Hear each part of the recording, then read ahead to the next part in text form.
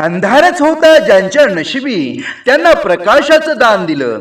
अंधारच होता ज्यांच्या नशिबी त्यांना प्रकाशाचं दान दिलं. तुमचे मानावे किती उपकार बाबासाहेब, तुम्हीच देशाला संविधान दिलं, तुम्हीच देशाला संविधान दिलं.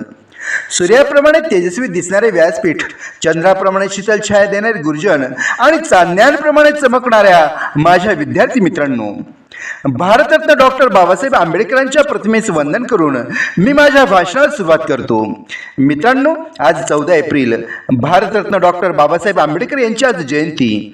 आपल्या सर्वांना भीम जयंतीच्या हार्दिक शुभेच्छा. डॉक्टर बाबासाहेब आंबेडकर यांचा जन्म 14 एप्रिल 1891 रोजी मध्य प्रदेशातील महू या गावी झाला. त्यांच्या वडिलांचे नाव रामजी तर आईचे नाव भीमाबाई होते. मित्रांनो, डॉक्टर बाबासाहेब आंबेडकर हे लहानपणापासूनच खूप हुशार होते. त्यांना वाचनाची फार आवड होती. आंबेडकरांना वाचनाचा छंद लागला तो त्यांच्या वडिलांमुळे. तो वाचनाचा छंद भारतीय संविधान निर्मितीच्या आसमंत ठरला यात तीळमात्र शंका नाही. मुळातच अभ्यासाची आवड असल्याने डॉक्टर बाबासाहेब आंबेडकरांनी अनेक पदव्या संपादन केल्या.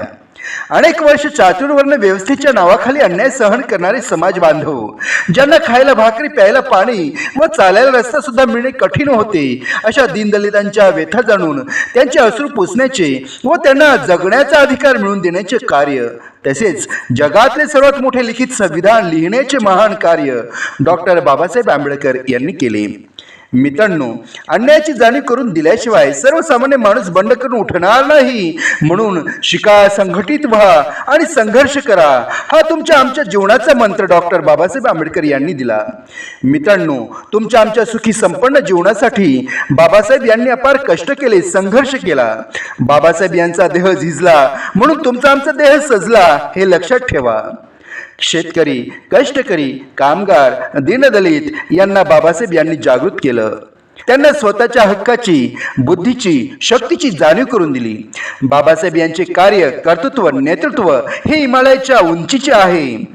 सह्याद्री एवढे बुलंद बलाढ्य आहे. त्यांची झुंज, त्यांचा लढा फार मोठा आहे.